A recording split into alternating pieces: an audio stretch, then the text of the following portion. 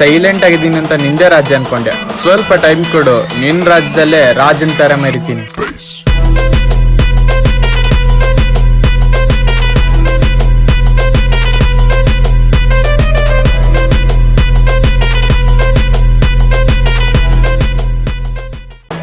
Silent ಆಗಿದ್ದೀನಿ ಅಂತ ನಿಂದೆ ರಾಜ್ಯ ಅನ್ಕೊಂಡೆ. ಸ್ವಲ್ಪ ಟೈಮ್ ಕೊಡು, ನಿನ್ನ ರಾಜ್ಯದಲ್ಲೇ ರಾಜನ್ ತರ ಮೆರಿತೀನಿ.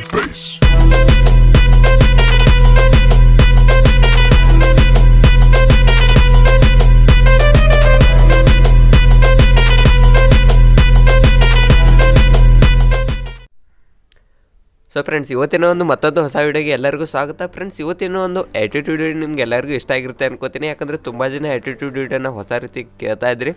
ಹಾಗಾಗಿ ಈ ವಿಡಿಯೋ ಇಷ್ಟ ಆಗಿದ್ದರೆ ಮೊದಲು ಎಲ್ಲರೂ ಕಮೆಂಟ್ ಮಾಡಿ, ಯಾಕಂದರೆ ನನಗೂ ಕೂಡ ಅರ್ಥ ಆಗಬೇಕು ವಿಡಿಯೋ ಹೇಗೆ ಅನಿಸ್ತಂತ. ಕಮೆಂಟ್ ಮಾಡಿ, ಅದಾದಮೇಲೆ ವಿಡಿಯೋನ ಒಂದು ಲೈಕ್ ಮಾಡಿ, ಯಾಕಂದರೆ ಮುಂದೆ ನೀವು ವಿಡಿಯೋನ ನೋಡ್ತಾ ಹೋದಾಗೆ ಲೈಕ್ ಮಾಡೋದನ್ನ ಮರಿತೀರ.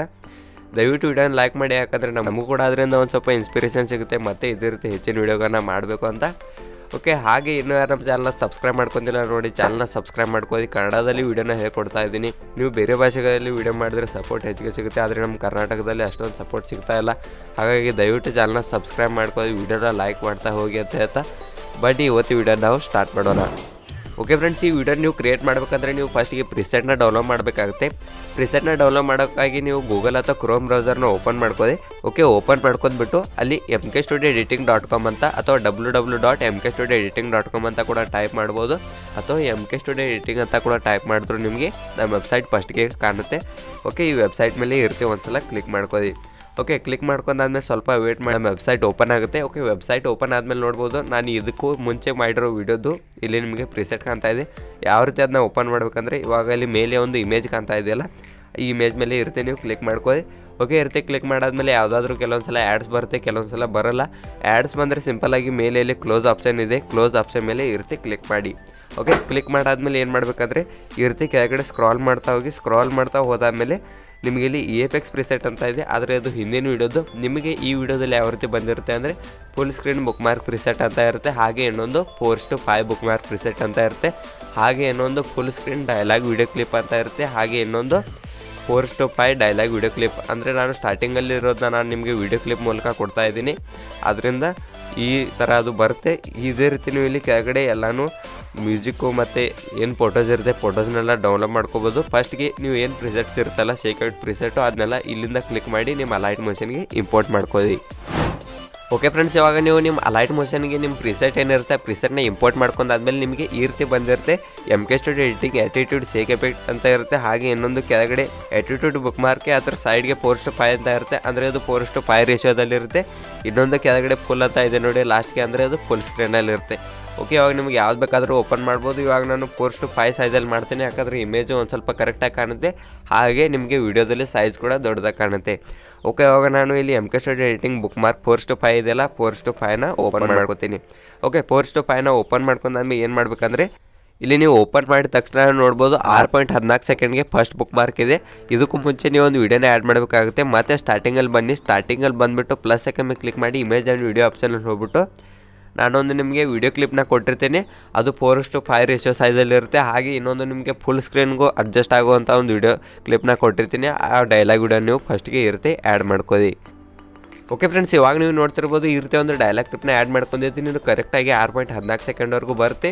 ಇದಾದಮೇಲೆ ಇವಾಗ ನೀವು ನೆಕ್ಸ್ಟ್ ಏನು ಮಾಡಬೇಕಾಗುತ್ತೆ ಅಂದರೆ ಇವಾಗ ಇಲ್ಲಿ 6.14 ಸೆಕೆಂಡ್ವರೆಗೂ ಬುಕ್ ಮಾರ್ಕ್ ಹೋಗಿ, ಬುಕ್ ಮಾರ್ಕ್ ಹೋಗ್ಬಿಟ್ಟು ಪ್ಲಸ್ ಐಕನ್ ಮೇಲೆ ಕ್ಲಿಕ್ ಮಾಡಿ ಇಮೇಜ್ ಆ್ಯಂಡ್ ವಿಡಿಯೋ ಆಪ್ಷನಲ್ಲಿ ಹೋಗ್ಬಿಟ್ಟು ಇವಾಗ ನಾನು ನಿಮಗೆ ಇಮೇಜ್ಗಳನ್ನು ಕೂಡ ಜಿಪ್ ಫೈಲಲ್ಲಿ ಕೊಟ್ಟಿರ್ತೀನಿ. ಏನು ಮಾಡಿ ಅಂದರೆ ಸಿಂಪಲ್ಲಾಗಿ ಪ್ಲಸ್ ಐಕನ್ ಮೇಲೆ ಕ್ಲಿಕ್ ಮಾಡಿಬಿಟ್ಟು ನಿಮಗೆ ಫಸ್ಟ್ ಯಾವ ಇಮೇಜ್ ಬೇಕೋ ಆ ಇಮೇಜ್ನ ಇರುತ್ತೆ ಆ್ಯಡ್ ಮೇಲೆ 3 ಡಾಟ್ ಮೇಲೆ ಕ್ಲಿಕ್ ಮಾಡಿಬಿಟ್ಟು ಫಿಲ್ ಸ್ಕ್ರೀನ್ ಆಪ್ಷನ್ ಮೇಲೆ ಕ್ಲಿಕ್ ಮಾಡ್ಕೊಳ್ಳಿ. ಓಕೆ, ಕ್ಲಿಕ್ ಮಾಡ್ಕೊಂಡಾದ್ಮೇಲೆ ನೆಕ್ಸ್ಟ್ ಬುಕ್ ಮಾರ್ಕ್ ಹೋಗಿ, ಆದರೆ ಇನ್ನೂ ಅದು ಎಕ್ಸ್ಟೆಂಡ್ ಆಗಿಲ್ಲ, ಅದಕ್ಕಾಗಿ ನೀವು ಏನು ಮಾಡಿ ಅಂದರೆ 8.18 ಸೆಕೆಂಡ್ವರೆಗೂ ಅದನ್ನ ಎಕ್ಸ್ಟೆಂಡ್ ಮಾಡ್ಕೊಳ್ಳಿ.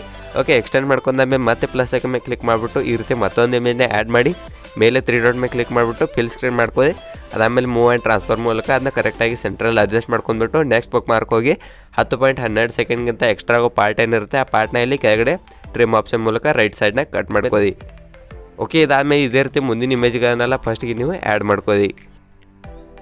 ಓಕೆ ಫ್ರೆಂಡ್ಸ್, ಇವಾಗ ನಾನು ಈ ರೀತಿ ಎಲ್ಲ ಇಮೇಜ್ಗಳನ್ನ ಆ್ಯಡ್ ಮಾಡ್ಕೊಂಡಿದ್ದೀನಿ. ಇವಾಗ ನೀವು ಏನು ಮಾಡಬೇಕಾಗುತ್ತೆ ಅಂದರೆ ಇಲ್ಲಿ 6.14 ಸೆಕೆಂಡ್ ಬನ್ನಿ. 6.14 ಸೆಕೆಂಡ್ ಬಂದುಬಿಟ್ಟು ಪ್ಲಸ್ ಮೇಲೆ ಕ್ಲಿಕ್ ಮಾಡಿ ಇಮೇಜ್ ಆ್ಯಂಡ್ ವಿಡಿಯೋ ಆಪ್ಷನ್ ಹೋಗ್ಬಿಟ್ಟು ನಾನೊಂದು ಬ್ಲ್ಯಾಕ್ ಕಲರ್ ಫುಟರ್ ಪೇಜನ್ನು ಕೊಟ್ಟಿರ್ತೀನಿ. ಆ ಫುಟರ್ ಪೇಜನ್ನ ಆ್ಯಡ್ ಮಾಡೋದ್ರಿಂದ ನೀವು ಕೆಳಗಡೆ ಬೇರೆ ಯಾವುದಾದ್ರೂ ಪೇಜನ್ನು ಆ್ಯಡ್ ಮಾಡಿದ್ರೆ ಅದು ಕರೆಕ್ಟಾಗಿ ಎದ್ದು ಕಾಣುತ್ತೆ. ಅದಕ್ಕಾಗಿ ಈ ರೀತಿ ಒಂದು ಫುಟರ್ ಪೇಜನ್ನ ನೀವು ಇಲ್ಲಿ ಆ್ಯಡ್ ಮಾಡ್ಕೊಂಡ್ಬಿಟ್ಟು ಇಲ್ಲಿ ಕೆಳಗಡೆ ಈ ರೀತಿ ಅಡ್ಜಸ್ಟ್ ಮಾಡ್ಕೊಳ್ಳಿ. ಓಕೆ, ತುಂಬ ಮೇಲೆ ತೊಗೊಬಿಟ್ಟು ಒಂದು ಸ್ವಲ್ಪ ಇದೇ ರೀತಿ ಕೆಳಗಡೆ ಇಟ್ಕೊಂಡ್ಬಿಟ್ಟು ಮತ್ತೆ ಏನು ಮಾಡಿದರೆ ಮತ್ತೆ ಪ್ಲಸ್ ಕ್ಲಿಕ್ ಮಾಡಿಬಿಟ್ಟು ಇಮೇಜ್ ಆ್ಯಂಡ್ ವಿಡಿಯೋಲಿ ಹೋಗಿ ಅದಾದಮೇಲೆ ನಾನೊಂದು ಮತ್ತೊಂದು ಪೇಜನ್ನು ಕೊಟ್ಟಿರ್ತೀನಿ. ವೆರಿ ಬ್ಯಾಡ್ ಮ್ಯಾನ್ ಅನ್ನೋ ಒಂದು ಪೇಜ್ ಇರುತ್ತೆ. ಆ ಪೇಜ್ ಕೂಡ ನೀವು ಇಲ್ಲಿ ಆ್ಯಡ್ ಮಾಡ್ಕೋಬೇಕಾಗುತ್ತೆ. ಓಕೆ, ಈ ರೀತಿ ಪೇಜನ್ನು ಇವಾಗ ನಾನು ಇಲ್ಲಿ ಆ್ಯಡ್ ಮಾಡಿದ್ದೀನಿ. ಅದನ್ನ ಕರೆಕ್ಟಾಗಿ ಇಲ್ಲಿ ಕೆಳಗಡೆ ಅಡ್ಜಸ್ಟ್ ಮಾಡ್ಕೊಳ್ಳಿ. ಓಕೆ, ಅಡ್ಜಸ್ಟ್ ಮಾಡ್ಕೊಂಡಾದ್ಮೇಲೆ ಏನು ಮಾಡಬೇಕಾಗುತ್ತೆ ಅಂದರೆ ಈ ಎರಡು ಪೇಜನ್ನು ಈ ರೀತಿ ಸೈಡ್ಗೆ ಟ್ಯಾಪ್ ಮಾಡಿಬಿಟ್ಟು ಈ ರೀತಿ ಸೆಲೆಕ್ಟ್ ಮಾಡ್ಕೊಳ್ಳಿ. ಓಕೆ, ಸೆಲೆಕ್ಟ್ ಮಾಡ್ಕೊಂಡಾದ್ಮೇಲೆ ಪೂರ್ತಿ ವೀಡಿಯೋ ಎಂಡರ್ಗೂ ಹೋಗ್ಬಿಟ್ಟು ಇಲ್ಲಿ ಕೆಳಗಡೆ ಒಂದು ಎಕ್ಸ್ಟೆಂಡ್ ಆಪ್ಷನ್ ಬರ್ತಾ ಇದೆ. ಎಕ್ಸ್ಟೆಂಡ್ ಆಪ್ಷನ್ ಮೇಲೆ ಕ್ಲಿಕ್ ಮಾಡಿ ಆ ಎರಡು ಲೇಯರ್ಸು ಎಂಡವರೆಗೂ ಎಕ್ಸ್ಟೆಂಡ್ ಆಗುತ್ತೆ.